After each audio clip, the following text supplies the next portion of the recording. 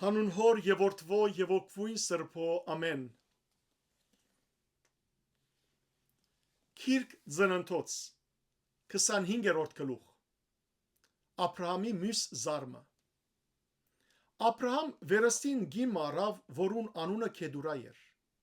եւ ան Զեմրանը, Հեքսանը, Մատանը, Մատյանը, Հեսպոգը եւ Սովեն ծնավ անոր։ Հեքսան ծնավ Շապան ու Թեթանը։ Թեթանի որդիներն էին Ասուրիմ, Լադուսիմ եւ Լովովմիմ։ Մատյանի որդիներն էին Քեփա, Ափեր, Ենովք, Ափիթա ու Ելթակա։ Ասոնք բոլորը Քեդուրայի որդիներն էին։ Աբրահամ իր ամբողջ ունեցածը Իսահակի տվավ, բայց Աբրահամի հարգելուն որդիներուն Աբրահամ բարգևներ տվավ։ Ու մինչ դակավին ողջ էր, զանոնք իր որդիին Իսահակի կովեն թեպի արևելք ղրգեց արևելյան երգիրը։ Աբրահամի մահն ու թաղումը։ Ահավասիկ Աբրահամի ապրած կյանքի տարիներուն օրերը 175 տարի։ Աբրահամ լավ ալևորության մեջ ձերացած եւ իր օրերեն գշտացած շունչը դալով մեռավ ու իր ժողովրդին մեջ ամփոփվեցավ։ Իր որդիները Իսահակ եւ Իսմայել թաղեցին զայն Մակպելայի քարայրին մեջ, որ Կեդացի Սահարի որդիին Եփրոնի արդին մեջ է Մամփրեի դիմաց, այն արդը, որ Աբրահամ Կեդի որդիներեն քնած էր։ Հոն թաղվեցան Աբրահամ ու իր կինը Սառա։ Աբրահամի մեռնելեն ետք Աստված օրհնեց անոր որդին Իսահակը, եւ Իսահակ Լահայրոյի չորինքով բնակեցավ։ Իսմայելի զարմը։ Ահավասիկ Աբրահամի որդիին Իսմայելի ծնունդները, որ Սարայի Եգիպտացի ստրգուհին Հագար ծնավ Աբրահամի։ Ահավասիկ Իսմայելի որդիներուն անունները իրենց անուններով եւ իրենց ծնունդներուն համեմատ։ Իսմայելի անտրանիգը Նափիոտ, հետո Գեթար, Աթփեել, Մապսամ, Մասմա, Թումա, Մասե, Քոթաթ, Թեմա,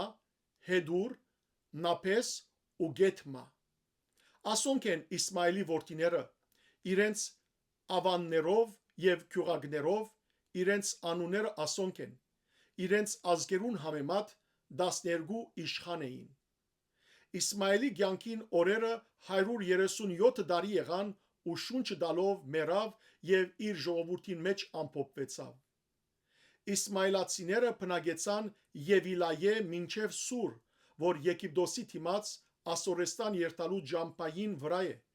իր բոլոր եղբայրներու ներկայության մեջ բնակեցավ։ Եսավի ու Հակոբի ծնունդը։ Ահավասիկ Աբրահամի որդիին Իսահակի ծնունդները։ Աբրահամ ծնավ Իսահակը։ Իսահակ 40 տարեկան էր, երբ Միչակետքեն Ասորի Փաթուելի աղջիկը, Ասորի Լաբանի քույրը Ռեփեկան իրեն արավ իբր գին։ Իսահակ թախանցեց Տիրոջ իր գնոջ համար, անոր ամուլ ըլլալուն պատճառով։ Դերը անոր թախանցանքը ընդունեց եւ անոր գինը Ռեփեկա հղացավ։ Որդիները անոր արքանտին մեջ գգրվեին։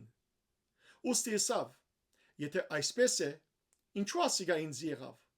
ու Տիրոջ խորուրդ հարցնելու գնաց։ Դերը անոր ասավ. երկու ազգ կա արքանտիտ մեջ, եւ որովայն այդ երկու ժողովուրդ պիտի զատվի։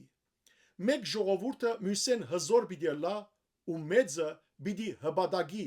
փոքրին։ Երբ անոր ծնանելու օրերը լրացան, ահա երկվորյակ էին անոր արքանտին մեջ։ Առաջինը դուրս ելավ Շեգ, ամբողջ մարմինը մազոտ վերարգուի պես, անոր անունը Եսավ գոչեցին։ Անգե ետք անոր եղբայրը դուրս ելավ, եւ անոր ցերկը Եսավի գրունգը բռնած էր, անոր անունն ալ Հակոբ գոչեցին։ Անոնց ծնած ադենը Իսահակ 60 տարեկան էր։ Դղաները մեծան, Եսավ թաշտի մարդ ջարդար որսորդ եղավ, իսկ Հակոբ հանդարտապարո մարդ էր ու վրաններու մեջ կփնագեր։ Իսահակ Եսավը գսիրեր, որովհետև անոր որսեն գուդեր, իսկ Ռեփեկա Հակոբը գսիրեր։ Եսավ գծախե անթրանգության իրավունքը։ Օրմը, երբ Հակոբ աբուր գեփեր, Եսավ թաշտեն եկավ եւ բարդասած էր։ Եսավ Հակոբի եսավ. «Գաղերսեմ, դուր այդ շիգաթանեն, որ ուդեմ, քանի որ բարդասած եմ, հոգնած եմ»։ Ադոր համար անոր անունը Եթով գոչվեցավ։ Հակոբ ըսավ. «Ձախե ինձ այսօր քո անթրանգությանդ իրավունքը»։ Եսավ ըսավ. «Ահա